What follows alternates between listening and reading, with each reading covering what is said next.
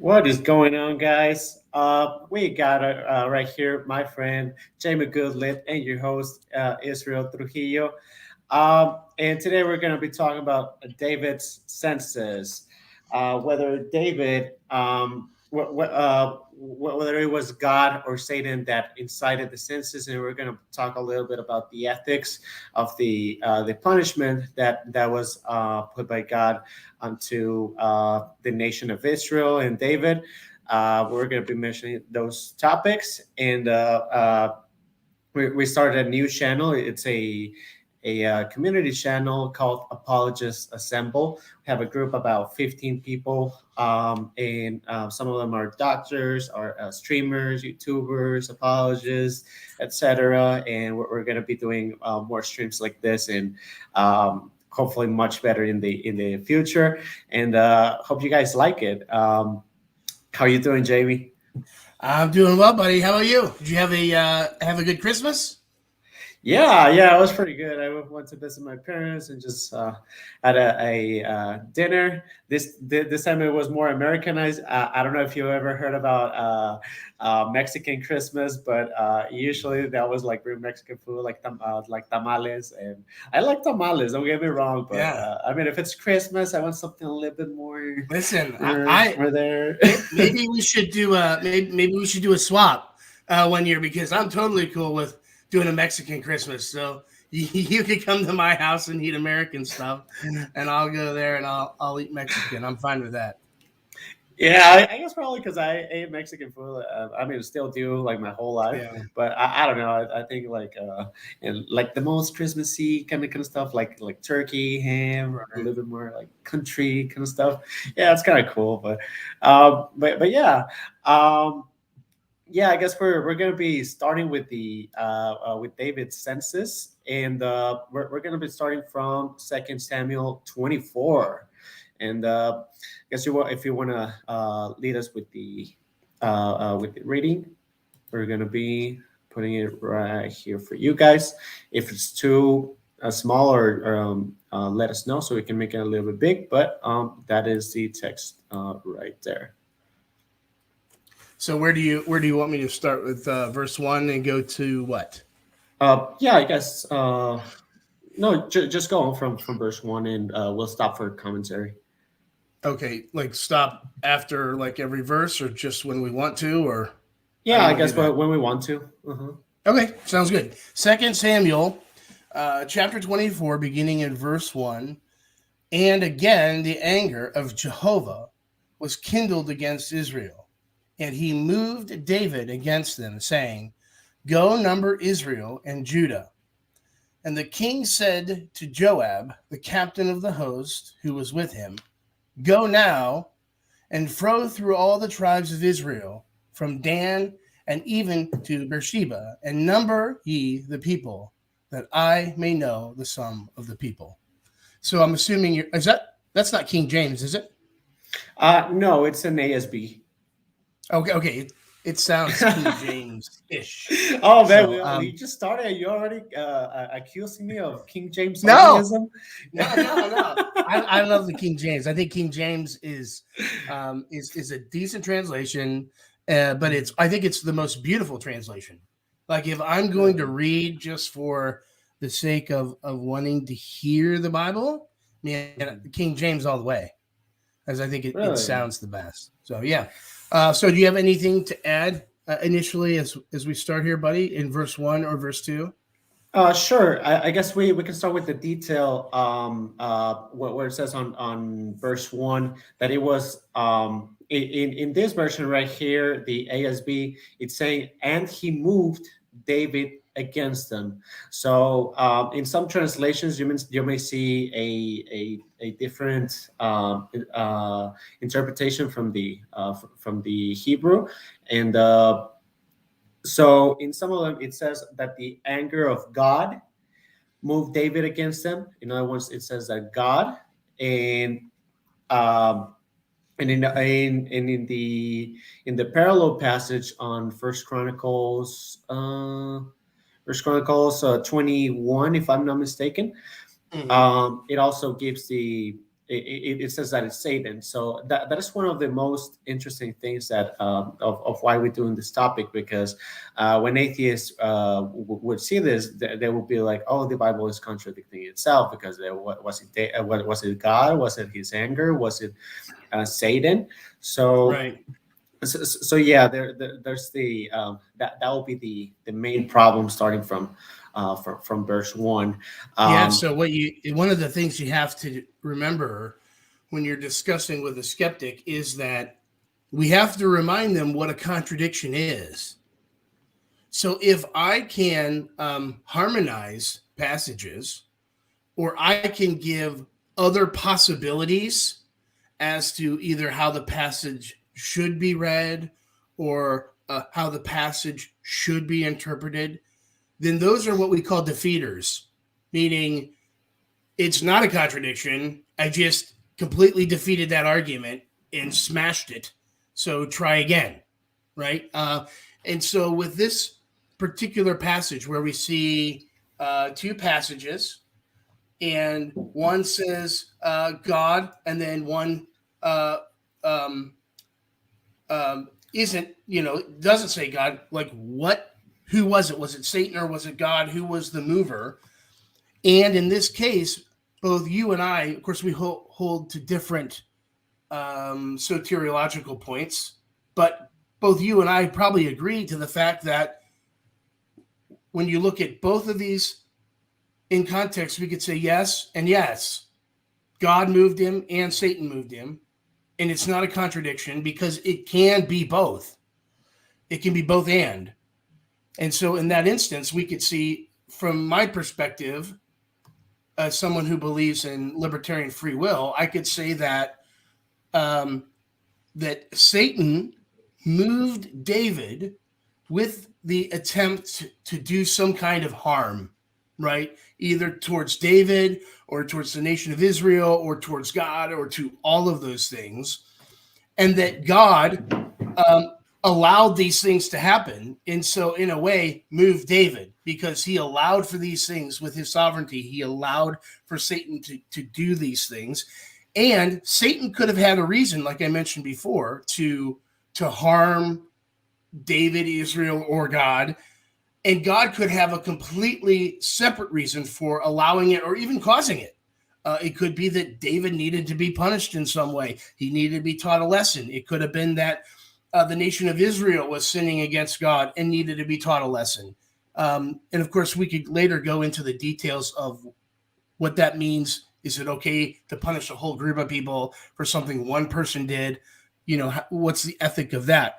But I think we need to remind our skeptic friends that when they say a contradiction, they have to be very specific, because this is not a contradiction if I can in any way harmonize these two passages, which we can in many different ways. Yeah, and I want to add on how the Bible uses what is called anthropomorphisms, which is that it's showing the human perspective in some of those times, and we see those anthropomorphisms in different passages that are parallel one to another, and I think there's a possibility that it is an anthropomorphism. So one of the examples of how this happens, for example, with Pharaoh, it says that that God hardened Pharaoh's heart. It says that Pharaoh hardened his own heart.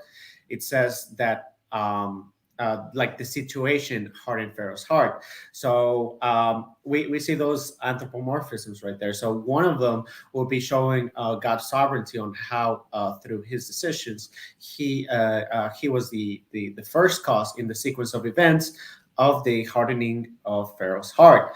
We also see that Pharaoh hardened his heart, which will be the decree. Let's say, for example, there's the will of God on how what God wills to happen in the decree, and the decree is the means on how things can go.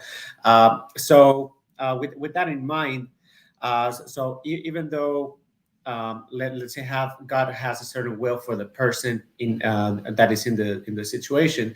The means can be that the person has some form of ability to make mistakes. So, for example, my friend Jamie would say it's libertarian free will. I would say it's the ability, as a Calvinist, I would say that it is the ability of influence. We also see, for example, David. We see anthropomorphisms with David too, in the sense that it says that God was going to punish David's sons, and we see in the text that. For example, that the sons were going to die by David's sin. So they were going to die by David's sin. And when we see the text, we see that they died of natural causes. For example, Absalom, he was trying to kill David and doing other horrible stuff. And he died by the hands of David's soldiers when they were going a little family feud. And you see this stuff everywhere in the book of Job. You see this where you ask the question, did God bring about these horrible things with Job, this destruction, or did Satan?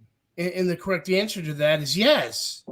Okay, so you have Satan who is bringing about destruction upon Job, but through Satan's lens, I mean, he's trying to destroy Job. He's trying to destroy Job's faith and trust in God, and he's also trying to destroy God's faith and trust in Job. You know, Job was the most righteous man according to God, and so you see Satan provoking or doing these things. Or is the efficient cause of these things to Job. But then you see also God either decretively having this take place or allowing for it to happen, but for a totally different reason. So you can have two people working side by side, not necessarily as friends, but using a certain event to bring about two totally separate ends. So Satan, his end was to bring about destruction, but God, his end was to bring about redemption and trust and faith and things like that. And so you can see these things playing out side by side. So to me, these are very easy to harmonize when you understand a little bit about Bible interpretation, and you just look at it from a commonsensical standpoint. I mean, you don't even have to be like King Hermeneutic to understand or to figure this out. You just have to, and of course, you and I are coming from the perspective that the Bible is inerrant. So we presuppose ahead of time that the Bible is correct. Of course, we would say in the original autographs, but regardless, we think we can get back to the original autograph. So we think that what we have is the Word of God and that it is correct. So we presuppose that it's correct and it can't be a contradiction. And that's what helps us to harmonize these things is we say, okay, well, we know this couldn't be the case in this kind of plain meaning or what the skeptic thinks of it. And so let's look at it from other vantage points and let's try to harmonize these. In what way could we say that God did it and Satan did it?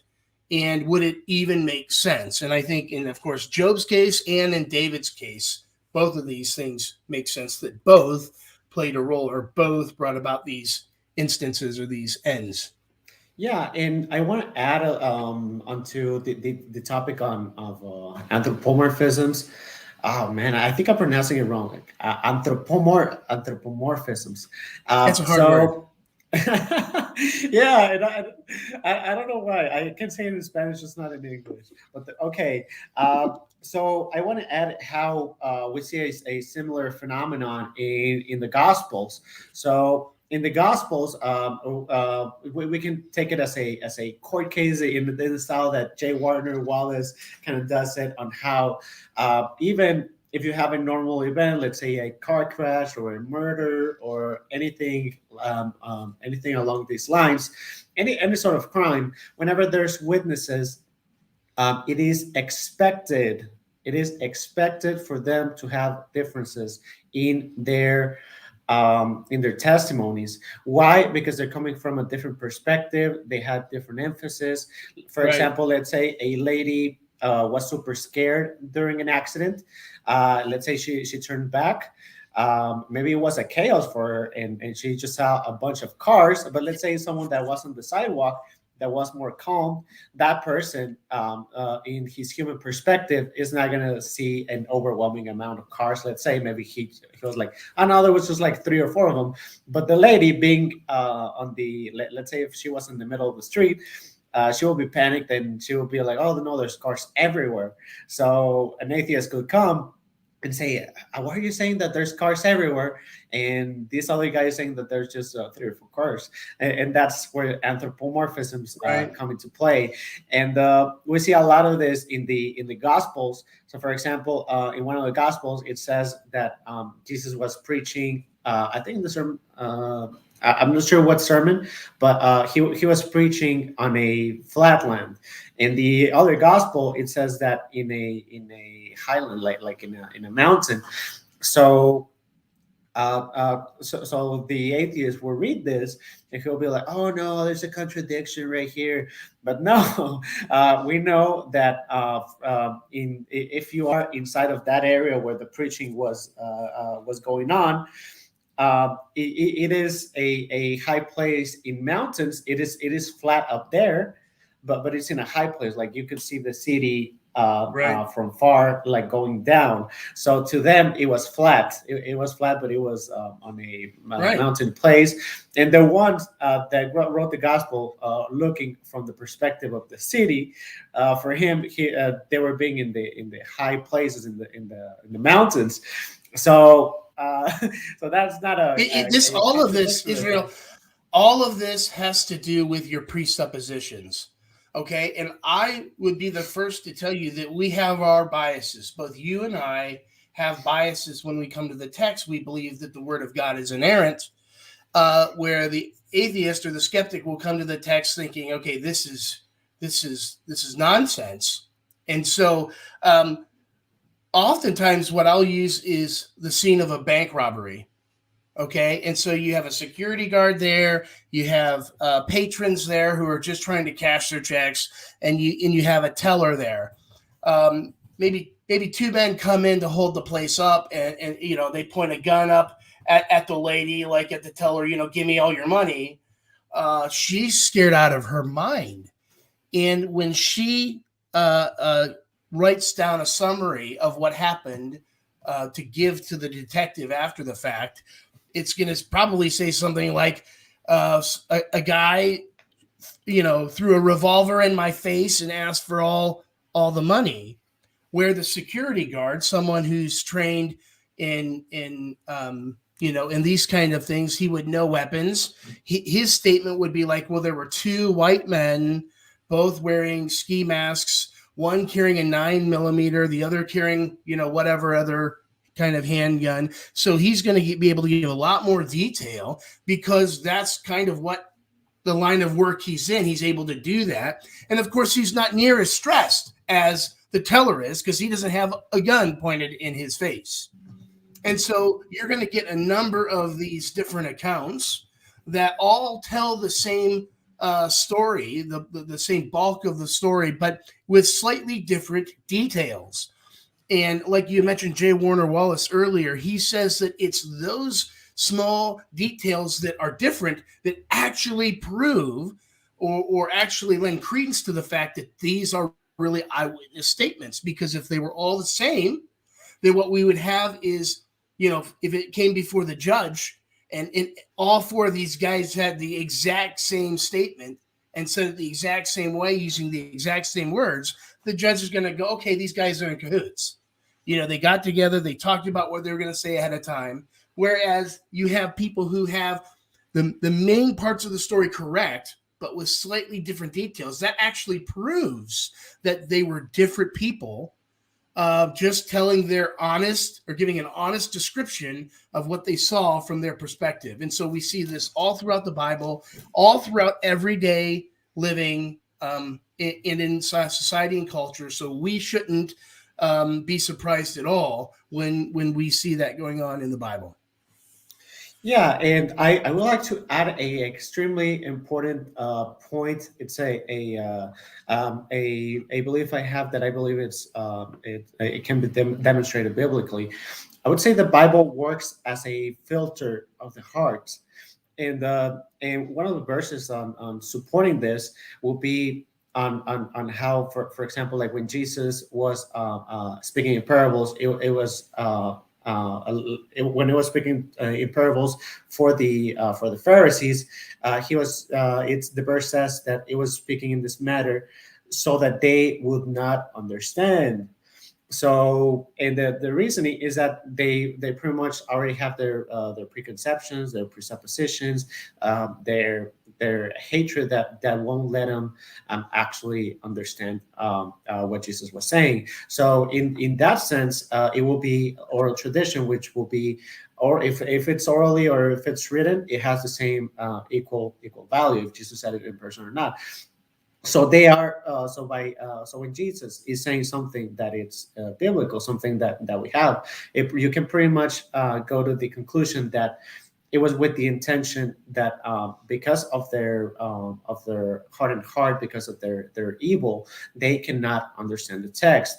And I think that's the phenomenon that happened with atheists whenever they read the Old Testament, whenever they read the Gospels and any verse, how they destroy the verses, how they put their own sinful meaning on every single text. So there's nothing that they want to attack. And why? Because they have evil hearts. They're not repentant. They're not regenerate, and they hate God.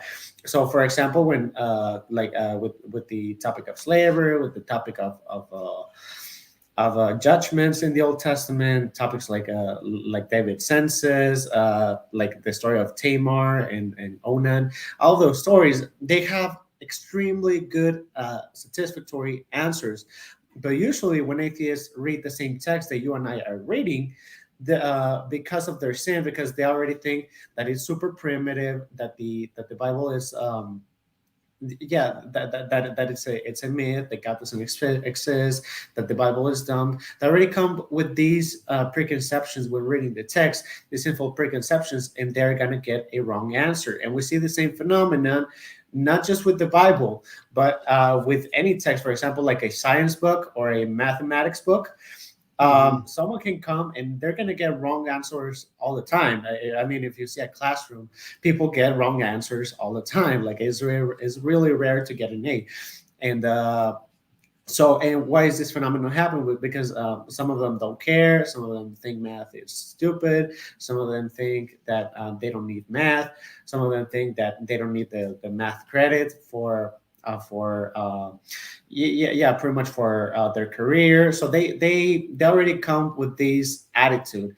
And so not with the Bible, but with the math book, because of their attitude, it can totally hinder the understanding even of a math book, much less when they come with much hatred. And when you come with hatred onto the Bible, of course they're gonna read their sinful manners into a text, and that's a filter. That's pretty much how the Bible filters understanding, either a hardened heart, or it can be through negligence. So that's why sometimes for Christians, let's say a Christian that it's accepting a doctrine because of a sinful thing. I'm not going to say names, but there's scholars that, for example, they would rather throw in the trash biblical infallibility rather than try other hypotheses to keep the Bible. So sometimes the cowardness, even of scholars, that sinful cowardness can make them have a sinful interpretation of a verse, pretty much throwing it in the garbage, saying that, oh no, this is some form of fallibility, or the Bible had a mistake. Now, well, too, I think we have to be careful in two ways, if I'm going to be fair. The first is that we all have our biases. I have my biases and my presuppositions. It doesn't mean that I can't be objective. In the same way, I think the same thing about atheists is I think they can be objective. I think, though, that it takes a lot for us to overcome our biases and our presuppositions. Also, too, is I think a lot of times when we're reading the Bible, and I think we need to be careful about making a distinction between somebody not thinking the Bible is infallible, and somebody just thinking your interpretation stinks. Okay, so if we're honest with ourselves, we could say that there are several ways of interpreting different passages in the Bible. We would both agree that there's different genres in the Bible, and so not every passage is to be taken literally. Some are, but many of them aren't, because they're based on different kinds of genres. Some is history, some is poetry, some is apocalyptic, and so on. And so sometimes when someone comes to the text, let's just say like young earth, old earth, right? That's a pretty big one. I tend to lean young earth. Okay, that the Bible says a literal 6 days. However, I'm on the fence in terms of I still think it's within orthodoxy to say old earth. And the reason is because the old earth people, there isn't one person that I know who's old earth that would say the Bible isn't inspired and infallible. That they would just say that my interpretation is wrong. That's all. And so I think for us, as we read the Bible, it's important to stress to skeptics that as we are reading the Bible, there is a way of doing it. And even if we do it the right way, there can still be some room for interpretation or possibility for error. And so that's why sometimes even when the skeptic comes to the text and tries to be objective, you mentioned earlier that their heart is just not in the right place, that their heart is hardened to the truth and hardened to the gospel, and that no matter how hard they try to be objective, now I'm not painting a broad brush and saying this is true of everybody or of all atheists. I'm just saying when many of them come to the text, even when they try to be objective, their heart is still so hardened and they are still so against God and the kingdom of God that they will come to the wrong conclusion, and then they'll convince themselves that it's the right conclusion. That's whatever means necessary. That's where I'll add. Oh, sorry, I dropped my mic. That's where I'll add that the Bible also teaches that there's a process of sanctification. For example, we see sanctification on how Peter at first he was cutting ears, he was denying Christ, and at the very end, he ended up dying in the worst manner possible, being crucified backwards for the faith, for Christ, for he advanced in his process of sanctification, and the same thing can happen not just to people, even to churches themselves. So it can happen to their heart, it can happen to their understanding of the Bible, because as Jamie mentioned, there are times in which people in Christ have a disagreement, and why I would say it's because some are more advanced in faith than others, and it's sometimes hard, and it requires a ton of information in order to get to a right answer. And the problem is who is the one that is having the right or wrong answer, and that's what gets every secondary and tertiary topics to be a bit debatable, because they're a bit tougher, and we are not all in the same process of sanctification. Some are more advanced. If you compare, for example, a guy that just converted from let's say he was an atheist or a Satanist and doesn't know anything about the Bible, when he started reading the first couple years, that person is going to make a few mistakes. That person is a lot of mistakes. I would say a lot of mistakes. So if you compare it to someone, let's say someone that's been a pastor for like 30 years, I mean, there's no comparison right here. The pastor is going to be in a much more advanced process of sanctification. Right. And that's the good news. That's the good news, though, Israel, is that the good news is there is the sanctification process, and the cool thing is that God doesn't save us based on our sanctification process. Thank goodness. That the main things in the Bible, my pastor always says, the main things are pretty plain, and the things that are pretty plain are the main things. And the process of salvation and how we can be reconciled to God, those things are very plain and clear in Scripture. You don't need a Bible degree. You don't need to be a philosopher or a theologian in order to understand those things. And that's the good news, is we can all be saved, and it's not that hard to do. It's not like Gnosticism, where we have some kind of secret code or some secret knowledge that gets us saved. It's those secondary and tertiary issues that, say, you and I will go back and forth on, and we'll debate and we'll argue about, and then we'll both get to heaven and go, I'll go, I was wrong on that. I can't believe it. I can't believe Israel was right. But the key thing is that we're in that sanctification process because we understood the main things, and they were plain to understand. And so if we get back to the David in the census, I really think this idea of who caused David to move to do the census, God or Satan, is a moot point. I think that it's very easily overcome. I think that the more interesting question and the more difficult question, the answer is the ethic of how do we punish a whole people group for something one person did. Sure. That seems to be the more interesting question. But of course, in order to get there, we have to do the legwork of going through the entire Scripture. So and we started from verse 1 because that's also like very controversial. Like there's even atheists that would say that that's what one of their stronger points, the verse 1 on saying that there's an irreconcilable contradiction right here. That's what they would say. But yeah, of course, there's a bunch of ways to resolve it from what we already spoke of anthropomorphisms.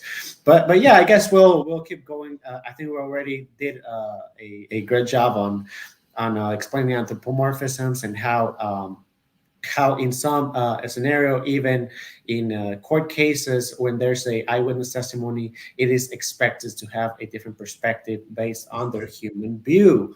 And I guess we'll keep going from text. So I'm gonna start what we just read and keep going until we do more commentary. So it says, and again, in the verse 1, 2 Samuel 24, and again, the anger of Jehovah was kindled against Israel, and he moved David against them, saying, go number Israel and Judah. And I guess we can talk a little bit about what numbering is. Why was there a census? Like, what is a census? What is numbering? I guess that's an important context that we can mention real quick. Yeah, so there's several, of course, the census that we're all familiar with. I mean, there isn't much difference, right? Nowadays, censuses are taken for all kinds of reasons. A lot of it has to do with government help, right? Like how many people do we have living in this area? In are the streets up to code? Do we have enough supermarkets? Are there enough places for people to, transportation, people to get around? So in our day and age, in our culture, a census will be taken for all kinds of reasons and can be used to justify all kinds of like really good things.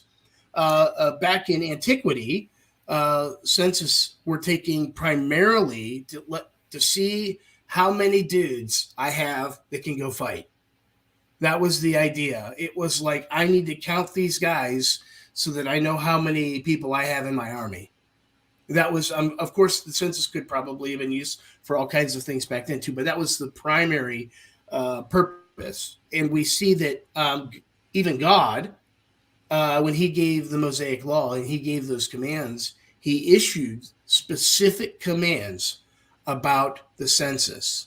Like God basically said, listen, when I command you to take a census, you have to go around and count every male. I think it was 20 and above, and in each one of those, you have to take an offering, a half a shekel, and that poses, I think, the primary reason for why David was punished by God was because he took a census, but he didn't collect the offering. And the idea is that this offering, this half a shekel per person over male over 20, was to be taken and given to the temple so that the temple could function, and so that offerings could be made. And so it was an offering to God. And I think that was in Numbers, is where that was listed, where David or where God gave these laws to the nation of Israel. It was Exodus. In Exodus 30, verses 13 through 16, is where it talks about what I just said. That the money was going to go to the tabernacle, to the temple, and it was to be used for the temple and for an offering to God. And we see David, when he took a census, that was the primary thing he did wrong, was that he did not take up an offering. And of course, he did the offering without being explicitly told by God too. Right? I mean, you could argue God moving David was God telling David, but it really wasn't.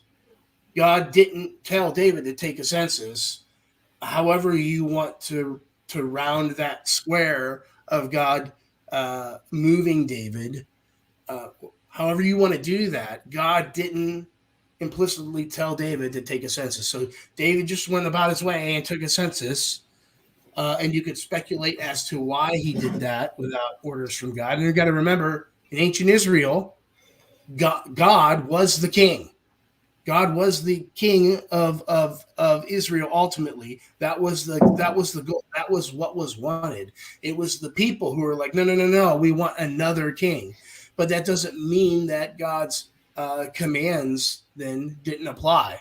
Just because they had an earthly king, it doesn't mean that God still wasn't in charge, in control, and demanded that the Israelites, especially the king, who should know better, to follow his commands. So that's what we see the census in antiquity. I want to add something very important, because I think there's several theories on what was wrong about the census. I would say there's a lot of I would put I would agree with Jamie that there's a big portion that was about the offerings to the temple. That's one of the things. But other important thing is that David was a bloodthirsty warrior, and we see this throughout Scripture over and over again. There's also all sorts of wars that David was in. For example, like when he got one of his wives, he had to pretty much cut the foreskin of like 1,000 soldiers or something like that. It was a lot of soldiers, so he had to kill them in battle. He also fought against his own son, Absalom. And so pretty much it was like a coup d'etat where where Absalom pretty much was taking some of the people of Israel and fighting against to take the throne out of his father David. And so even he was even a warrior against his own son. Right. And we see like many battles. He won like so many battles. But the thing is that it also seems like the text gives a big emphasis on how pretty much the David was doing a census, like not trusting God in the sense that he pretty much that he trusted more in his troops, that basically saying that, I have like thousands and thousands of soldiers, I have like a lot of them, and like we have a lot of military prowess, pretty much not trusting in God when most of the battles that they won were because of the help of God. So there's a little bit of sinfulness there. But I would say there's the three things what Jamie mentioned. I would say it's also the heart of David, on how he was prideful and pretty much being autonomous in his sinful trust of himself rather than God. And the last one I would say, which is the most important one, and I want you guys to take note because it's going to be very important going on into this discussion, is going to be the heart of David of being a bloodthirsty guy, a bloodshedder. And we're going to see these in continuation between 2 Samuel 24 and 25. But we're going to get into that later. But I think that's the key into understanding the ethics of. And like you see with anything else, even in our lives, it's usually not just one thing that leads to some kind of issue. It's a multitude of things. And so here in this passage, man, like you said, there are at least three or four main things that we could pick up right away and say, look, David done jacked up. He done messed up.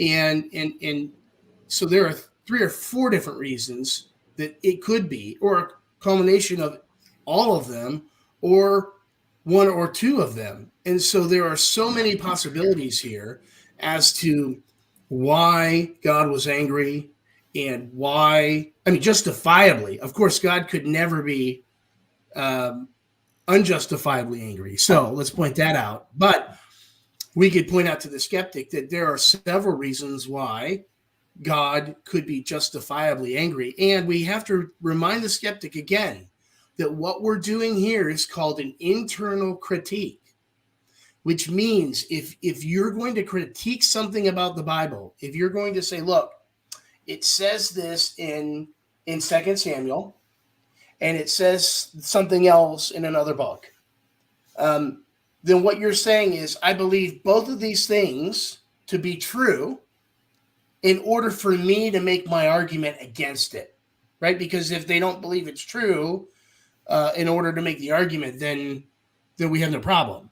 But they're obviously saying, for sake of argument, I believe that both of these scriptures are correct, and that's what's causing the conflict. Okay, so the internal critique is, okay, if you want to go that route, that's fine, but you have to remember that now that you've granted that these things have to be true, you also grant the other things must be true about the text as well. You can't just say, well, these two things are true because they seem to contradict, and I want that to work out that way. But these other things aren't true because they seem to go against that. You can't do that. It's all or nothing. That's an internal critique. And that's what we're doing here is an internal critique. And so they have to remember that as we go through the text, as things begin to unfold, and as certain things play out, that these things have to be just as true as the verses they're talking about, or they can't make that critique. And so we see. I'm sorry. I thought you were. No, go ahead. Yeah, I want to add something extremely important, is that the atheist, the skeptic, has the burden of proof of demonstrating his position from the text. So if the atheist wants to claim, oh, it's a contradiction, oh, it's not reconcilable, or whatever they want to claim, or it's false, whatever, they got to use the text. And if they, we notice that some skeptics, they say that, oh no, there's like all sorts of interpretations, like we cannot know which one is correct, whatever. If they claim something like that, then let's say we can make a compilation of all the arguments that an atheist can make. We put it in a book. And then we give it out to people of all sorts of walks, of all sorts of cultures, of understandings. Let's say someone with that doesn't have not even elementary, and we give it to someone with a college degree, and you're gonna see different interpretations. So it is self-refuting on the part of the skeptic to say that we cannot get an objective understanding out of the text, because if we put everything they say on the text and we give it to people, right, there is going to be different interpretations. So and we can't rule some stuff out. I mean, there are some things we can rule out. I mean, Dr. Seuss did not. There was no green eggs and ham up in here, right? In 2 Samuel, we could rule out the fact that Dr. Seuss wasn't involved, right? So there are some things that we can rule out. It's completely ridiculous to say that the Bible is meaningless and that we can't draw meaning out of it, or we can't come to a correct interpretation just because there might be many interpretations, right? There are some passages in the Bible, if we're honest, that are extremely difficult to reconcile, that I don't know how that works, and I may never know how that works. I'm just going to take that on faith. That's what faith is. I'm trusting that this Bible verse is true somehow, even though I can't see how, based upon the other Bible verses, based upon what I know to be true. And so what they have to understand is they can't have their cake and eat it too. Like, they're saying that these two verses are contradictory because they believe them to be true based upon their interpretation, right? They're saying their interpretation is the correct one. So obviously they believe that there can be a correct interpretation. And so right away we need to tell the skeptic, like, listen, we have to, if you want to play, let's play, but let's play fair. We need to have level ground, and that means that there are a lot of things we can rule out, and we can use good hermeneutics and exegesis in most of the text to come to a pretty good understanding of what the author intended, what God inspired the author to write, and what he intended for his original audience, and what he intended, what God intended for us to get out of that. And while there's only one correct interpretation of the text, we have to remember that there are multiple applications of the text. So while this Bible verse here in 2 Samuel is prescriptive, it's descriptive. It's descriptive of history that happened in ancient Israel. That doesn't mean that some of these things can't apply to me in some shape or form. And so it's important to distinguish between prescriptive, descriptive, and then also distinguish between the verses that okay, this is the correct interpretation, but there may be only one application, or this is the correct interpretation, and there could be multiple applications depending upon who the reader is and in what time the reader is reading the text in.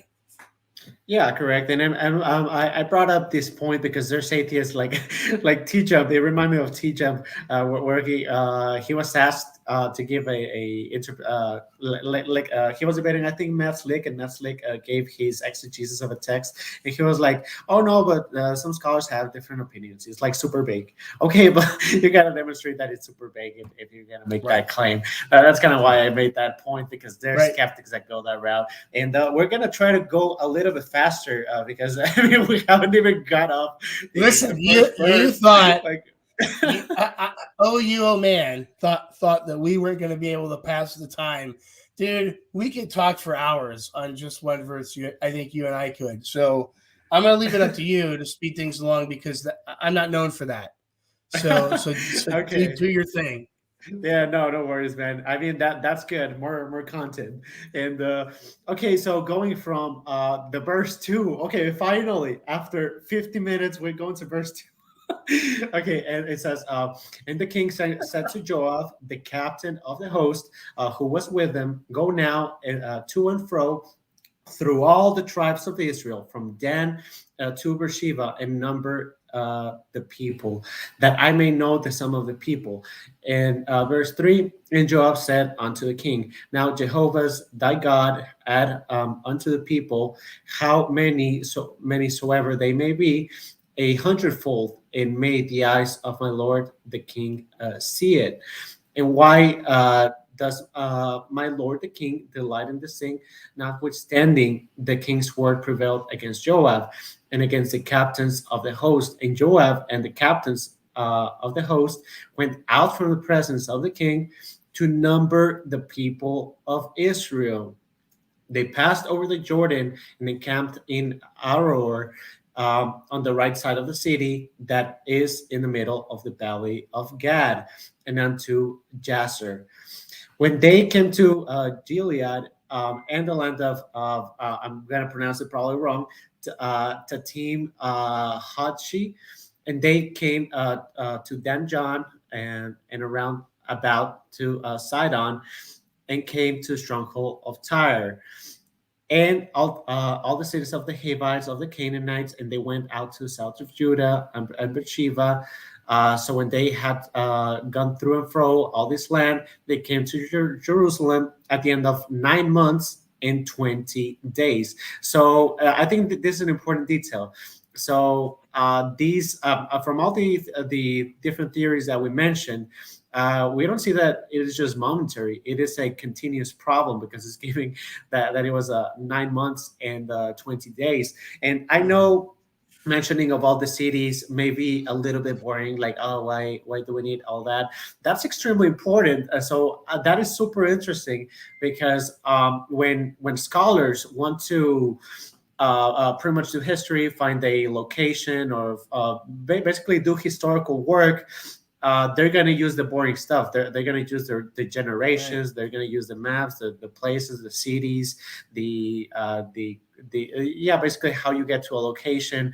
So it may be a little bit boring to the person reading it, but to the historian, that is extremely important. That's kind of why you got to see a lot of detail like this, and why is it so important, and why is it in the Word of God? It has a lot. Something. It's also really fun when you realize that this stuff is historical apologetics. So often when I'm reading something in my Bible, I might highlight it and then put in the margin historical apologetics, meaning that there is some data point or fact in the Bible that, while maybe it can be confirmed by archaeology and maybe it can't be.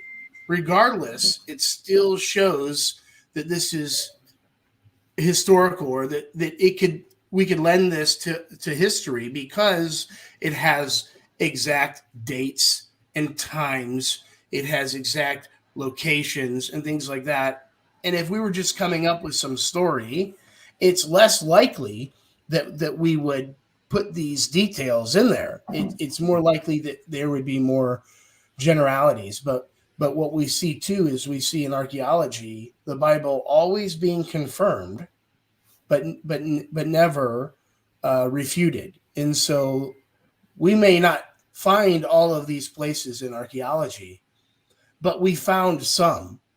And there isn't anything that, at least in the Old Testament, that has been dug up that contradicts what the Bible says about a place or a thing. As a matter of fact, like you mentioned earlier, people, historians, archaeologists, they use the Bible as the template for the archaeology. People seem to think that you have to use the archaeology to prove the Bible, but that's misunderstood. You can make nothing of the archaeology without some kind of historical text to make it understood. If you and I go out in the desert, Israel, and we dig some stuff up, it's not going to mean anything to us. So what? We dug up part of a city. Well, what does this mean? Well, it means nothing unless we have some kind of historical, written historical data that tells us, oh, hey, there was a city out in the desert, and it happens to be right where we were digging. Okay, so now we can start to piece these things together. So archaeologists use ancient texts like the Bible to prove their archaeology, not the other way around. Yeah, and there's a question that I forgot which doctor asked it to a skeptic, but it was like, when is it going to be enough? Like, after how many facts of history is it going to be enough? Because it doesn't matter. We have a very, very long history of proving skeptics, especially atheists, wrong when they just start pretty much just being skeptic about everything. Like the Hittites, for example, they were like, oh, no, we don't have any information on who the Hittites were. Like, we don't have any evidence that they existed. The Bible just made them up. But then I think like a decade or two happened, and we have so much evidence of the Hittites that we don't have enough scholars to translate them. So we're getting much more documents that we can translate. So as we are translating some documents from the Hittites, we just keep getting more and more and more, and it's piling up at a faster rate that we can. Right. We constantly see confirmation. And that's the key. We're constantly seeing the confirmation. The same thing was with Pontius Pilate. Oh, there was no such person as Pontius Pilate. And then we have the Pilate stone then that has this inscription, his name. So constantly the Bible is being confirmed.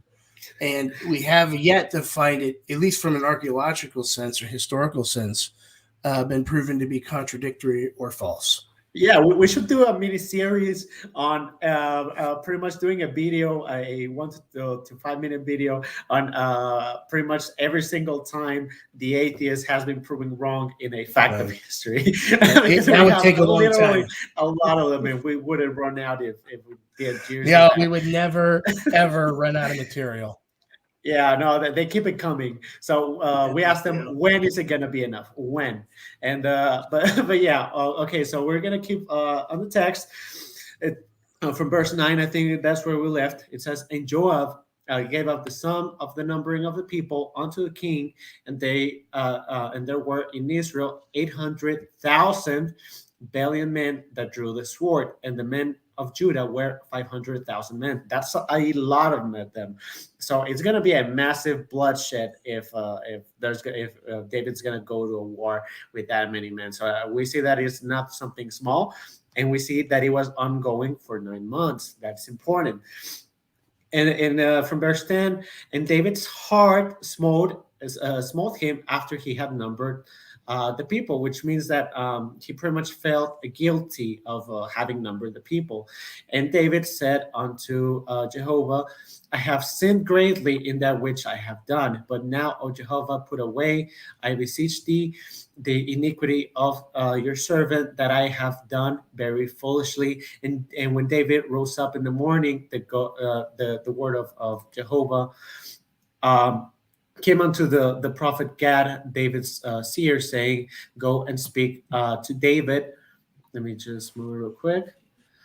Oh man, I think to David, thus it Jehovah, I offer the 3 things. And before we go to these 3 things that God offered us as the punishment, one important detail is, as a skeptic as you want to be, as atheist as you want to be, as unbeliever as you want to be, you got to take into account that David felt guilt. That's a fact that you cannot take into account. So let's say that you said that, oh, there's several interpretations. Oh, there's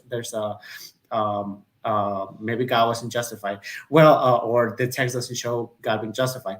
Whatever you think it is, not just David, but his army, like they all knew that what they have done was bad, was foolish. Mm-hmm. So they all knew that it was something terrible. So even if you don't understand the text, you have to grant that the people that the context is taking place, they are accepting that that it was wrong, and they deserve some form of punishment. And when God presented the punishment that we're going to present pretty soon, pretty much David was cool with it. So whatever he did, he believed that it was the right punishment. Right. So and that's the fact that the atheist just cannot take away. Right, and they have to remember that this is an internal critique. It's an internal critique, so you have to take what the text says, and you can't look at it through Western eyes or look through it from the 21st century. You have to look at it from their perspective. They were given commandments by God. These are the commandments, and they were given by God to them. So you can't read upon the text our laws and our form of justice, even though we can have an idea of what justice means. I'm not saying that. I'm not saying that justice in the Old Testament law or with God would be different than the kind of justice we understand now. Justice is still justice, but you do have to understand that that they believed what they had done was wrong, exactly what you had said, and they believed that the punishment was just. And we're working under their set of commands given to them by God, not our sense of justice and not our 21st century laws. I would differ a little bit with you on that, Jamie. I would say that for example, the Bible explicitly says that the law is written on our hearts. So, for example, we wouldn't understand the grace of the New Testament if we do not understand the laws. Right, Because but that wasn't what I was referring to. I wasn't okay. referring to, because God says that we understand, everyone understands that God exists through at least two things: creation and conscience, right? Creation and conscience. And so I wasn't differing with you on that point. I think that we all know what is wrong from a moral framework, from a moral point of view. But what I'm saying is the nation of Israel was given certain laws by God that were only intended for the nation of Israel, right? Some of those laws we could say were applicable for us, like the Ten Commandments, okay? Those laws are applicable for us. And so I'm not saying at all that we don't have a certain sense of justice, or we don't have a certain idea of what's right and wrong, or the moral law written on our own hearts. What I'm saying is we can't apply our laws today to ancient Israel, just like people from Japan. I wouldn't expect someone from Japan to follow our laws in their country. Does that make sense? Our laws are for us in our country. Now, I'm not talking about the moral law that is prescribed to all creation. That's not what I'm talking about, because that is prescriptive for everyone at all times and all places. I was just referring to certain specific laws, like census. God does not command America to do a census, right? Yeah, So we can't look at it through our lens necessarily with specific things like what they're talking about here in terms of taking a census and the repercussions of not doing a census, or doing a census when you weren't supposed to, or doing it the wrong way, or doing it for the wrong reasons, and things like that. It's hard to look at it from our laws, not the overall moral arching law. So I don't think we differ. I just think we were kind of two birds passing in the night there. No, yeah, I think we agree on a lot of it. The only part that I want to emphasize that that we for sure agree is that the laws of the Old Testament, the Old Covenant, it's not perfect. It's not as it was meant for their hardened heart. So it was put by God because of their hardness. So it was imperfect, not because there's not an overlaying truth into it, which is a true essence, and the true essence is what we get in the New Testament. So those are the shadows of the new essence that is taught in the New Testament. And I would say that all the law is a shadow. So I would include the Ten Commandments on that, because the true essence, for example, it's loving God with all your heart and your neighbor as yourself. And the Ten Commandments are shadows of that. So even something as do not kill, do not commit adultery, etc. Those are shadows of loving our neighbor as ourselves. And something, for example, like the laws, like of how you shouldn't combine like fabrics, that is a shadow of something that we still have an essence to, even to this day, which is separation from the world, from the ungodliness. And so even something as that is a shadow, and what is always going to be relevant is the true essence of that shadow, which is separating ourselves from our world, from the world, from paganism. And as they separated from Egypt, on how that's why you got the law of textiles and the hair, how you're supposed to have it. Now we have the true essence, which is just don't do anything that the world does. Like, you identify what the world is, what they do, what their sinful thing is, and you stay away from that. So I would say even the smallest thing of the law, it has a true essence that it is universally applicable. And it was applicable by them. That's why it is the laws written in their hearts. They know the in their hearts the essence of why is it wrong, and we know that too. And I would say that we Sure, yeah, I would share. disagree with that, but I think you and I would both agree that we can wear clothes of mixed fabric, right? So Of you and course, I would of both course. agree on that, and I don't disagree that.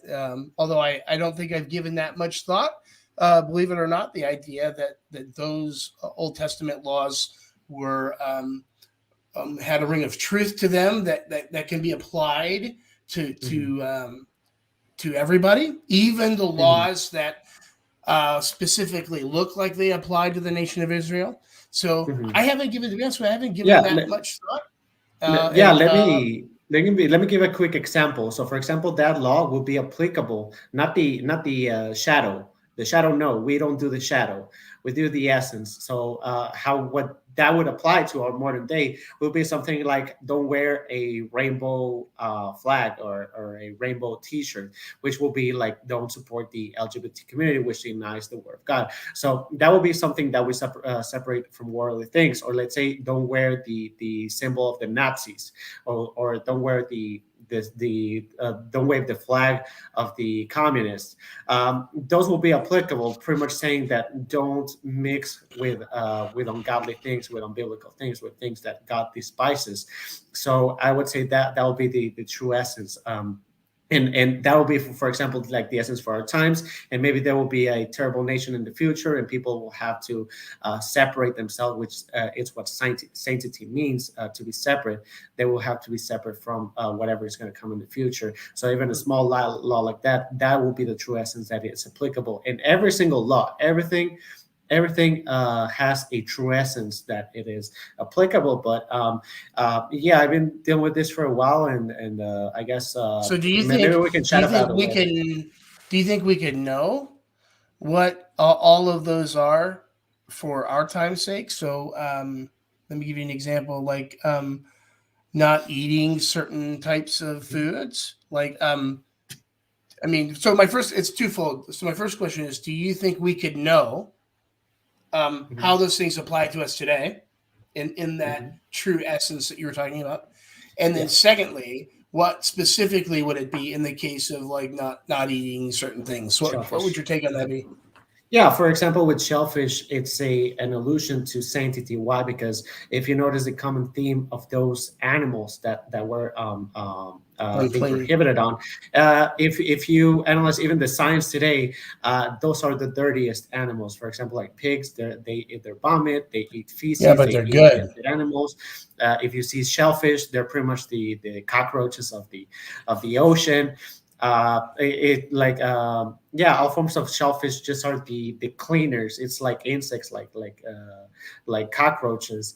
It'll be to a similar degree. So you notice that those animals are prohibited, are usually have a relation to uncleanliness. So if the main theme of the old covenant, remember those are shadows. So God is putting these rules set in stone, just to give the lesson that they should be pure, that they should be apart from whatever is dirty, whatever is ungodly. So that is that's the main theme of what is trying to be made. And that is separating themselves from evil nations. And in evil nations, they had customs of like eating all sorts of things. I mean, you just go to China, they eat dogs and they eat all sorts of things that we don't eat over here. And so God was putting that emphasis that these nations are doing this. I'm going to put you this rule just so you are different to them. So that will be applied in the sense that to show differentiation and to show Right. cleanliness, which is the main theme. For So example, in the laws of the temple, we see a lot of laws about cleanliness. yeah, so I understand kind of that concept, the idea of what was happening is the men of Israel were kind of getting into pagan culture, Mhm. worldly things, so to speak, and they were being enticed by women of pagan religions. They were intermarrying then, and then they were taking on some of these pagan concepts in falling away from the God of Israel. So I understand that some of these things were brought in to keep them distinct or to keep them separate, so that we wouldn't see this kind of intertwining and falling into pagan things. But I'm just glad that I am allowed to eat bacon. Yeah. I'm going to put that out there. I'm going to put it out there. Crispy bacon. If it's not in heaven, man, I'm not saying I don't want to go there. I'm just saying it would be a loss if we weren't able to eat bacon in heaven. There was one time I used to be in the Hebrew roots movement. I repented of that and I moved away, and that's why I got a lot into understanding how the law and grace and shadows and true essence works, because I was in error before. I was even like not eating shellfish and doing things wrong. And we can eat shellfish, we can eat food and not normal food, and we have exegetical proof of how this works.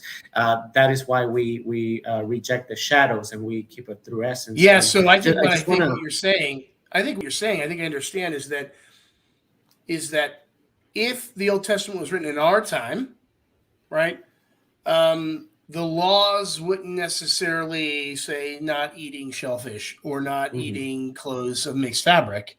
It would say what you mentioned earlier. It would say, hey, listen, don't be wearing around these crazy rainbow flag clothes, LGBT clothes or whatever. And then somebody in a future generation, maybe 1,000 years in our future, will look back and go, I don't get that. A rainbow shirt? I wear rainbow shirts all the time. But they don't understand that the rainbow shirt in our culture means a certain thing. I think I get what you're saying there. I'm not sure I'm sold on it. I think I just have to do more research. That's all. But it makes sense. Okay. Yeah. For example, with the census, I would say that is a shadow of something else. For example, as we mentioned with the three theories. So if the shadow is the census, do not take the census. The true essence will be don't do bloodshed. Don't be a bloodthirsty guy. Support your churches monetarily and trust God. So we see all those lessons. So those are the true essence that we see, that it is still applicable, and it was applicable back then. That's why he was guilty, and that is why we understand that is the essence of that shadow. And interesting. But yeah, I'm gonna. I think we are already on board on this, and mostly maybe. So I'm gonna continue with the hardest part, which is the here in verse 12. It says, "Thus said Jehovah, I offer you three things. Choose one of them that I may do unto you." So God came to David and told him and said unto him, "Shall 7 years of famine come unto thee in the land, or will you flee 3 months before your foes will pursue you?" Which means that pretty much you're going to be persecuted by some other nation and you're going to have to run. And we see, for example, like with Absalom, David and his army had to run and remaneuver a lot. And you cannot stay in one place. Like you got to be constantly moving and just fearing your life. Or the other one, 3 days of pestilence in your land. And I advise you and consider what answer I shall return to him that sent me. And David said unto God, I am in great strait. Let us fall now into the hands of Jehovah, for his mercies are great, and let me not fall into the hand of men. So pretty much denying the second option of the three of them. So Jehovah sent a pestilence. So it was so the chosen one was the third option upon Israel from the morning even to the time appointed, and there died of the people of Dan and Beersheba 70,000 men. And when the angel stretched out his hand toward Jerusalem to destroy it, Jehovah repented him of the evil and said to the angel that destroyed the people, "It is enough. Now stay thy hand." and the angel of Jehovah was by the threshing floor of Araunah, the Jebusite. And David spoken to Jehovah when he saw the angel that smote the people, and said, "Lo, I have sinned, and I have done perversely. But these sheep, what have they done? Let thy hand, I pray thee, be against me and against my father's house." And God came to David that day to David and said unto him, "Go up, rear an altar unto Jehovah in the threshing floor of the Jebusite." And David went up according to the saying of God, as Jehovah commanded. And Araunah looked forth and saw the king and his servants coming on toward him. And Araunah went out and bowed himself before the king with his face on the ground. And Araunah said, "Wherefore is my lord the king come to his servant?" And David said, "To buy the threshing floor of thee, to build an altar into Jehovah, and the plague may be stayed from the people." I guess I'm going to stop here so we can give a little bit of commentary. So a couple of things that we got to mention is one of the ethical problems that skeptics bring up is they say, "Oh no, David is right. Like, why is God like punishing the whole nation?" Because they died like I think it was like 70,000 or something like that. Why is it punishing the like these thousands of people when David himself is saying that, "Oh no, don't punish them, punish me"? And I think that's a very important point. And also we can talk about like why did God made him choose between those three things. I guess we can start with. Yeah, you have that whole question of David saying, "Hey, punish me instead." Well, maybe that was God punishing him, right? So we always take it as David saying, "Hey, punish just me, like give me boils or something for the rest of my life." When in reality, God thought the better judgment for David, the thing that would bring about his purposes best, was this, what he gave David. I think a couple of things we have to remember doing this internal critique is this God, the God of the Old Testament and the God of the New Testament, is one and the same. They're perfectly just, like perfectly just. I think skeptics forget this point, that if Jesus rose from the dead, then he's God in the flesh. Christianity is true. Jesus quoted from the Old Testament over 70 times, and he time and time again talked about these stories as if they were historical narratives. They really happened. So God being perfectly just would not bring about a punishment that wasn't perfectly just. So I think sometimes people question God, and we have no business questioning God. And I think there's a difference between asking a question of God and questioning God. Asking a question of God is legitimate, and it comes in the cycle of pain and suffering. But questioning God is more of how dare you? How dare you, kind of like we have some kind of moral superiority over the most perfectly just, holy being in existence, right? So we have to remember that God is perfectly just. But we also have to remember that nations suffer because of what their leaders do. I mean, this happens all the time. This is not unique to ancient Israel.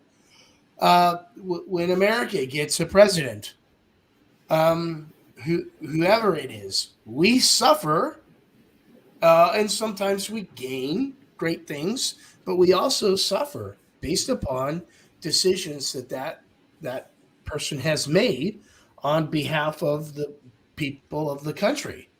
And so those are the two things we have to remember as we're kind of lining up this punishment, to try to put it in proper context and have a proper understanding is that God's perfectly just. Ain't nobody getting something they don't deserve, ultimately. And number two, that people suffer for the sins and the decisions, good and bad, brought about by their leaders. Yeah, and I want to add something extremely important. I think the nation is guilty too, because if you notice the general of David, he also knew that it was wrong. So I think the whole nation knew that it was wrong, and they still went for it. So I would say that the evil is not just in David, but the evil was done on everybody. So what David is doing, just pretty much trying to help them, pretty much just trying to take the punishment for himself. But that's not how it works. So, for example, if the Nazis, let's say if Hitler repented and was like, "Oh no, don't punish these other guys, just punish me," but they took the orders of Hitler and they did the exact same thing that Hitler, and they went for it. They are just as guilty as Hitler Right. was. So I would say that they're just as guilty. And one of the things of why I would say that it was just is because we wouldn't have our society today if we haven't if it wasn't for how strict was God with Israel. And I'm going to give an example of how even Israel went astray and did horrible things. Um, even and just because they accepted paganism, they pretty much did idol worshiping. So I'm talking about the example of the tribe of the Benjamites. So the Benjamites pretty much there's a story in which a traveler comes, and these guys pretty much did the same thing as the guys in Sodom and Gomorrah. They asked them, "Oh, let us like have you for having sexual relations." They wanted to rape him in group. There were 14 people, 14 Benjamites that wanted to rape him, and he was like, "Oh no, take my concubine." They took the concubine. They raped her all night and until the morning, and they pretty much raped her to death. So, and it was the Benjamites. The Benjamins were a tribe of Israel. So after this horrible thing, the traveler went into the nation and told them about it. They sent a message onto all of them, and they pretty much got together. They brought soldiers, and God approved the war because it was something horrible. You're gonna rape someone to death, and they were gonna rape the guy to death before that, but they did the concubine. So once they went there, they asked the Benjamites, "Give us those good for nothings." And they said, "No, we're not going to give them to you." So they were as wicked as these other guys. So Right. that's what Yeah. happens when God is not. If God wasn't that tough with those guys, they didn't have the civilization that you and I have. We got here. Why? Because of because of God had to how Israel had to be a light for the nations, how He had to be treating their historical circumstance without those evils. So there were extremely evil times. Like Absalom wanted to rape all the concubines of David in front of the city. So that is what we're dealing with. We're not dealing with like modern times. That they were horrible Right. times. So that's why God was very strict. And I would argue that the people of Israel were also guilty as the Nazis are guilty, and not just Hitler. Both of Right. them had to. So they may not. So basically, what you're saying is they may not have been guilty of the exact same sin.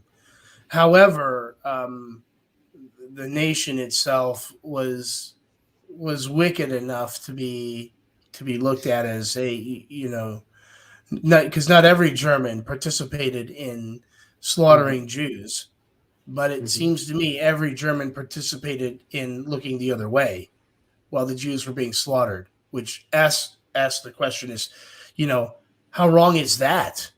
Like how wrong is that? Like, shouldn't they be punished as well for overlooking those kind of atrocities? And so I think I Um, understand what you're saying there about how the nation of Israel, it's not like they were guiltless in this, and that they had issues of their own where judgment uh, applied to them. Yeah, and I want to add the doctrine of total depravity, and even Armenians. Well, there's Armenians that adhere to the doctrine of total depravity on how we as men are totally sinful. Of course, some put different thresholds on how sinful we are, but that is one of the reasons why God can take punishment on people when He needs. Why? Because we have a sinful nature. We are evil by nature, and we're going to do evil by nature. So I would say that because of our total depravity and the total depravity of the people of Israel, those people already had sin in their heart. So I would say that it is because of this doctrine, we know for sure that they had to be sinful in a certain manner. So they had to be some sin in the sense that they accepted or had partaken in some way on this issue. And knowing the historical context is not that hard to believe. So, for example, if we see the pre-Noetic times, it says that all were evil, like all of them, like all the nations, all the people. Pretty much God unconditionally elect um, um, Noah, but because he had something to work with, I would say it's regeneration. But the other nations, they were all deprived, like all of them. So we see a context in which I believe that teaches total depravity, and it's not that hard to believe. You just gotta know Well, the horrible things that you people opened go. uh, you opened up a can of worms there, buddy. I'm not gonna go down that. I'm not gonna go down that alley. I think that's something we should talk about. I think it would be. I think it would be a good podcast or live stream in and of itself, because then the question is, um, why are we totally depraved? I would Right. say, yeah, Well, yeah. Why are yeah, we totally depraved?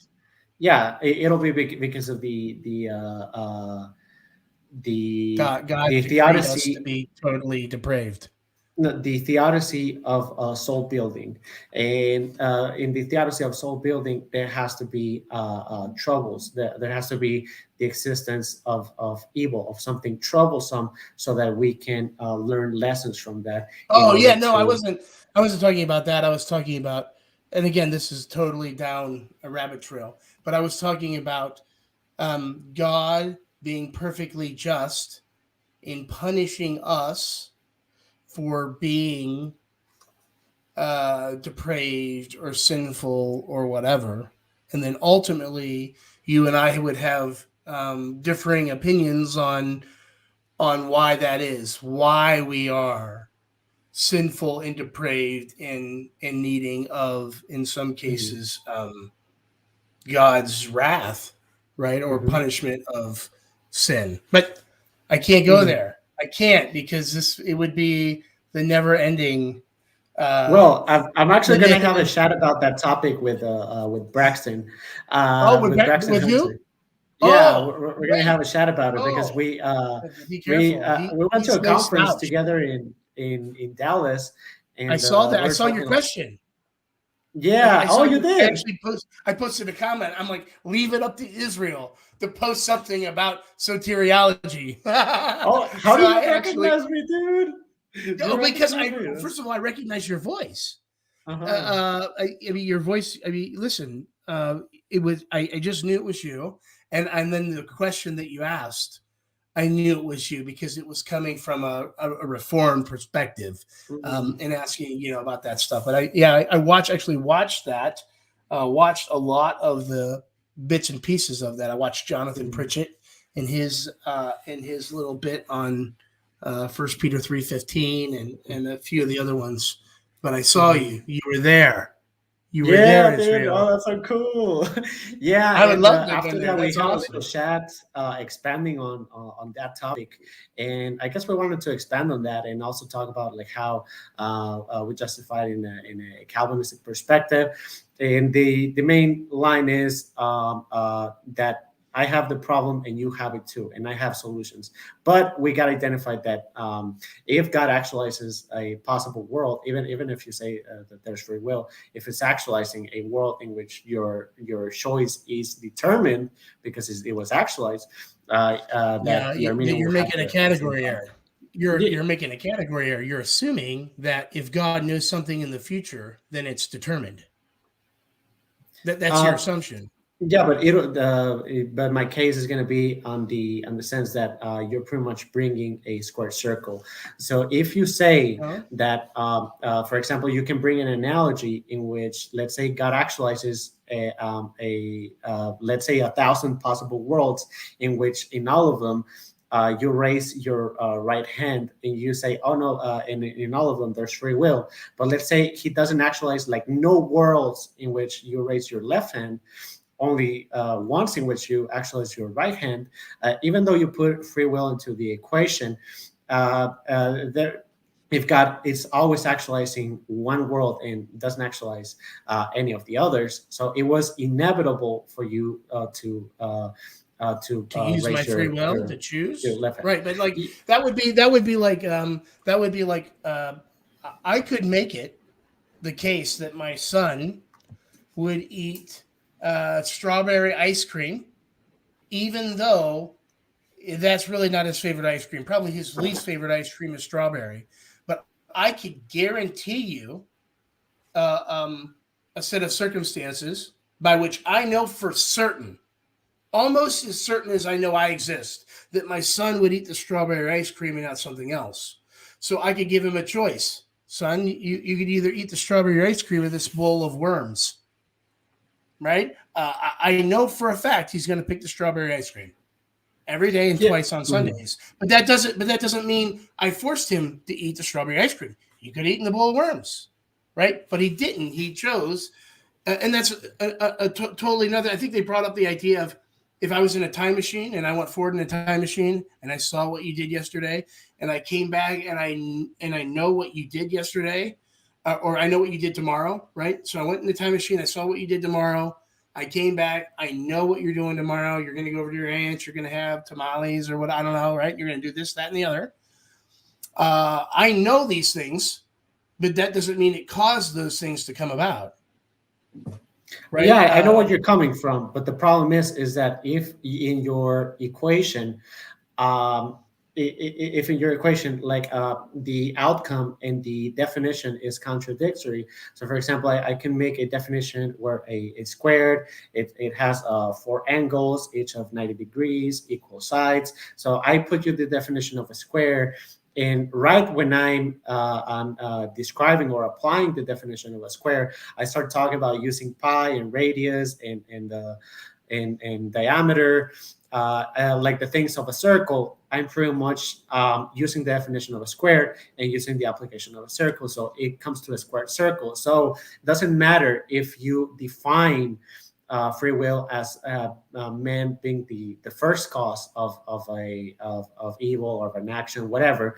Doesn't matter if you define it that way, because all the examples that the Armenian can bring, it's always gonna bring the definition and try to presuppose the definition. But I would say that it's not something that you presuppose, because when you see in actuality, if God is the one that determines the outcome, because let's say he doesn't put any possible worlds and just a possible world in which you're gonna inevitably raise your right hand, even though you felt it, it was the sovereignty of God. So I would say you cannot define something into existence, not just because you define it. Yeah, see, I think you would have to.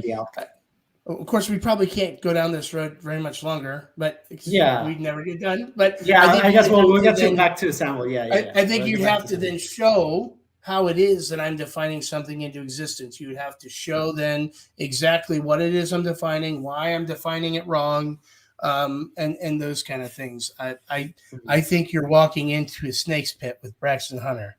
He's no slouch. Be careful. Be careful. I know. We chatted about it for he's a good dude.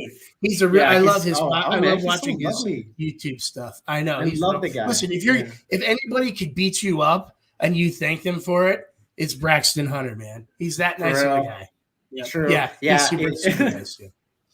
Yeah. You'll No, like it. I he's a think super you'll have smart a guy. good time with him. Yeah, for sure, for sure. He's a great guy. I love that guy. And Pritchard too. I love Pritchard. He's actually Yeah. one of my favorite guys out there. And so I guess we were talking about the three options. Here's where it's a little bit puzzling. Why would God give three options unto David for what punishment he was going to give? And I have no idea. maybe you know, I yeah. Well, don't I guess I'll take it over then. Thanks. Okay, so one of the thing is that for example, like when the people chose a king, we got to realize what the text says. So the text was saying that God wasn't pleased on people choosing a king. He wanted them to have like a more democratic system, kind of like a democratic republic kind of system, like He having a wanted set a of theocracy. judges. He wanted to be the king, right? He wanted to be the Ye- king ultimately. Yeah, sorry, yeah, a theocracy, and we saw for a while that in that theocracy we have some representatives, which were the judges. Right. And so it was a little bit of a checks and balances type of system. But anyways, the thing is that the people disobeyed, and the people decided they wanted a king. And actually, we see that God knew this. So even from Genesis, which was before Exodus, in Genesis, God already predicted. I forgot the verse because I didn't have my notes with me, but God predicted that in the future the nation of Israel was going to want to choose a king, and we see it happen in Exodus. No, sorry, not in Exodus. Sorry, in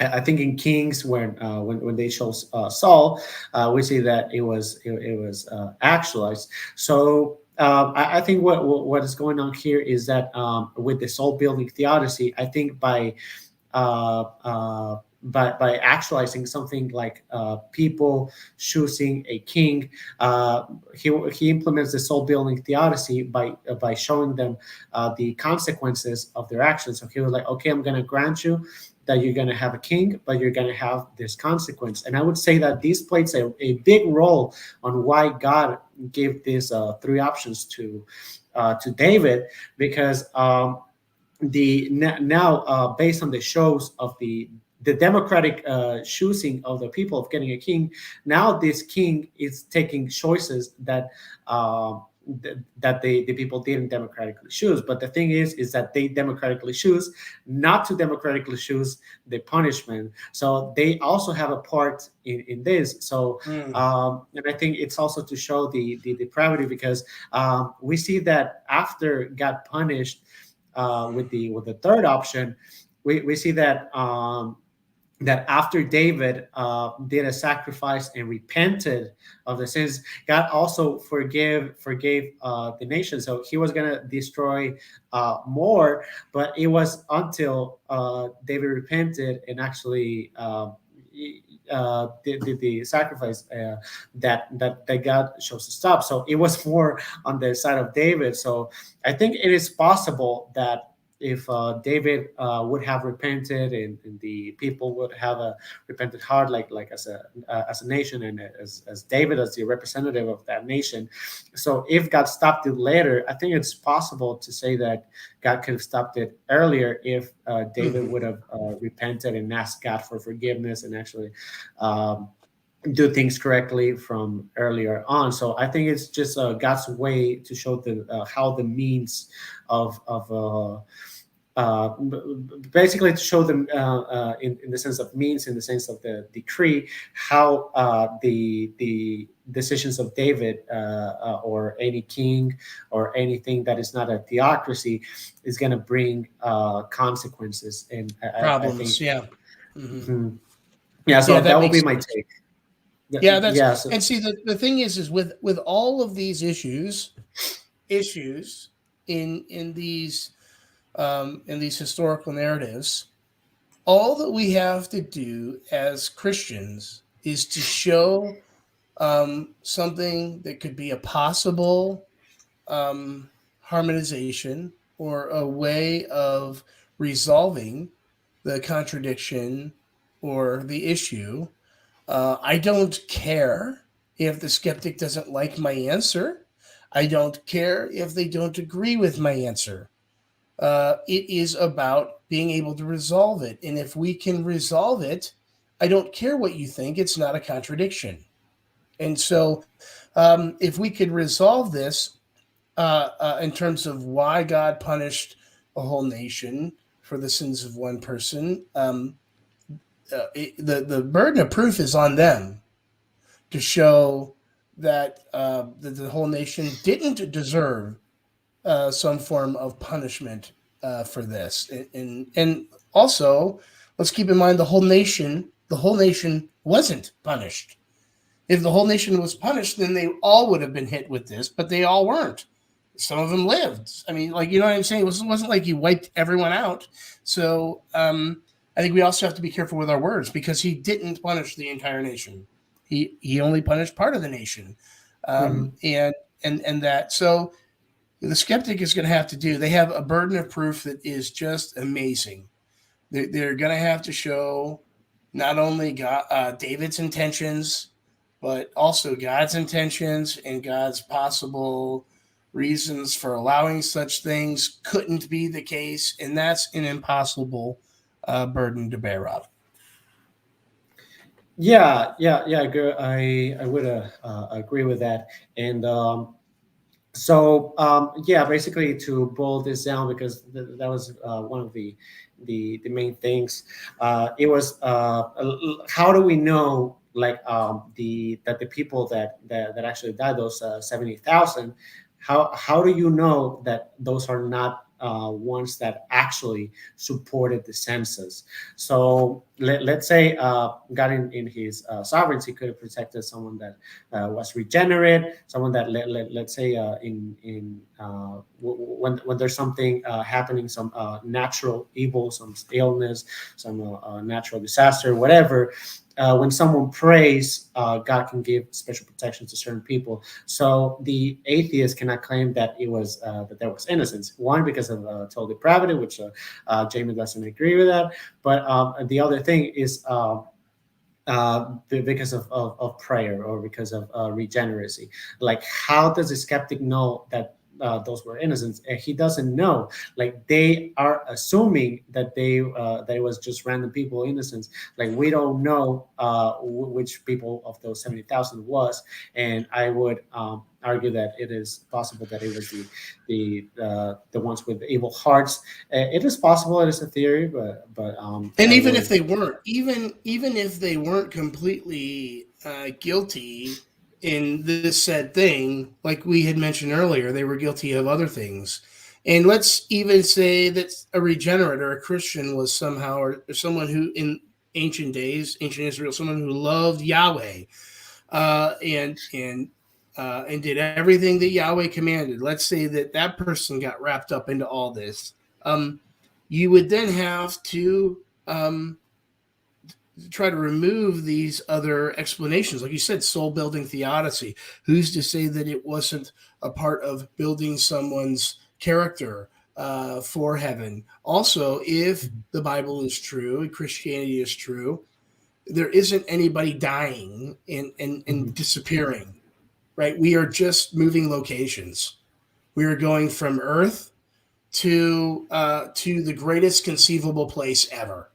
So, like, if that's my punishment, then I'll take it, right? If going from this earth to the greatest conceivable place, we have to remember that too, that, when God, and God doesn't promise anybody 80 years of healthy, health and wealth and things like that. The Creator has every right to take his creation whenever he wants to.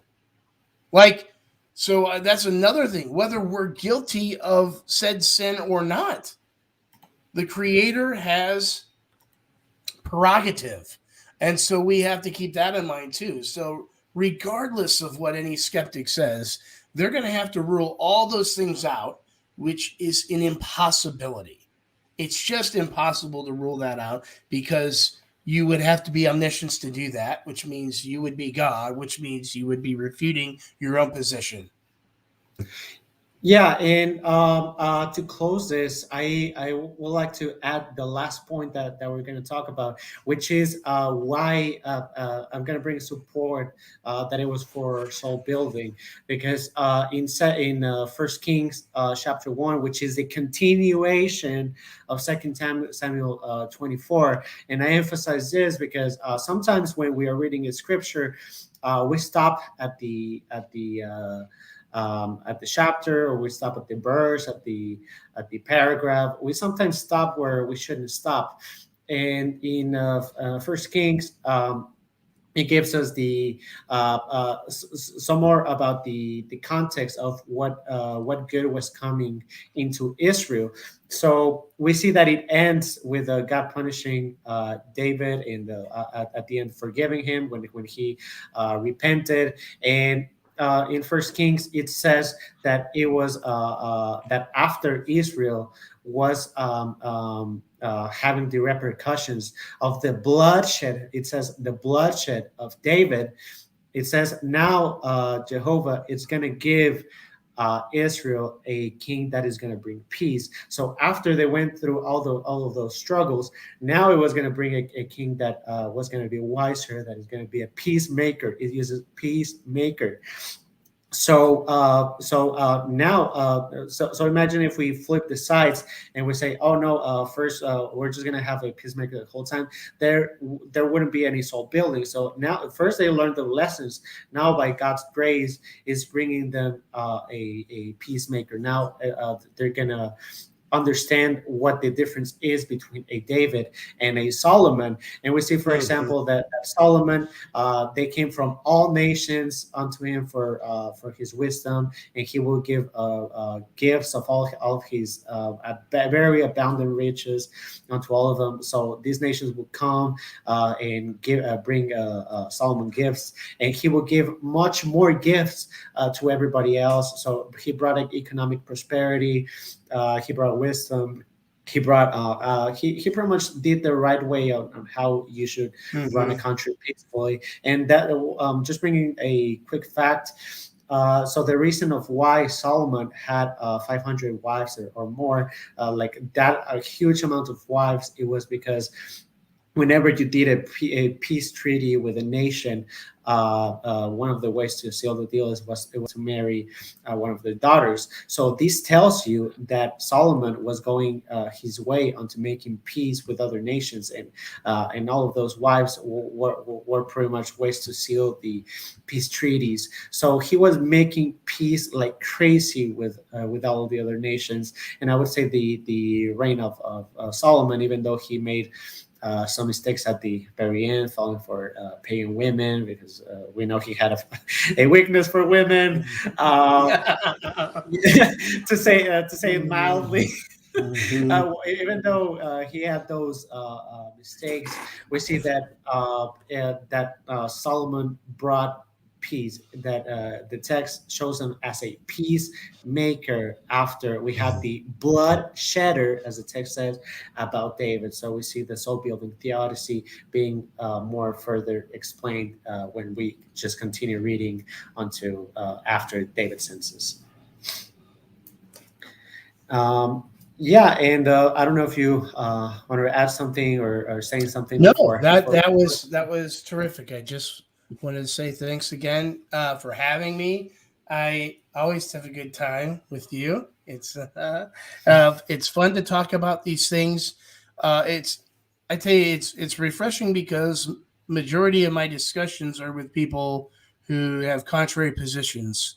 They're skeptics, and so it's a breath of fresh air to talk to somebody who, while we may not see completely eye to eye on every single thing, most of the things we can agree upon, and we could pick apart these bad arguments from skeptics pretty quickly. And so it's been a pleasure. Thanks, buddy.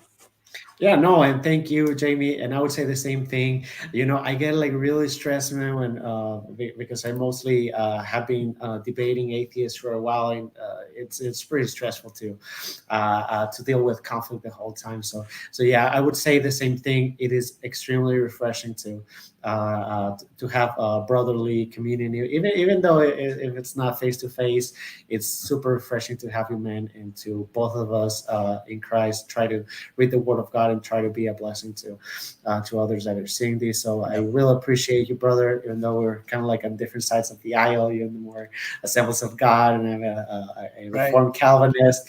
But we have something that unites us, which is the primary issues, which is the Right. primary teachings of Scripture. And I guess you and I are proof that even though we may be on different walks of the Christian life in terms of denominations, we can have community, and we teach the same Word of God, and we That's right. testify the same way, and we read the same love and justice of God in the Old Yes. Testament, where the unregenerate sees evil. So yeah, it's a big pleasure to have you, Jamie, and I guess as we're gonna now close, and I just want to tell you guys that look us up on YouTube. Whoever is going to see this on Facebook, on a Facebook group or a Facebook page, look us up on YouTube. Apologists Assemble. We're a team of apologists.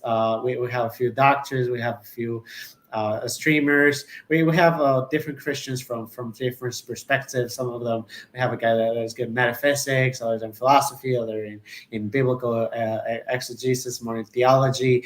So we have apologists from different specialties, and we all, as the body of Christ, we're going to bring this channel, bring you content from different walks, and hope you guys like it, and hope you guys subscribe, comment, and ring the bell so you get the streams that we're going to be posting. And but yeah, thank you guys for watching. We're going to have several mini series coming up, and hope you guys are here with us the next time, and really appreciate it, guys. And thank you, Jamie, thank you, everybody, and we'll see you guys later.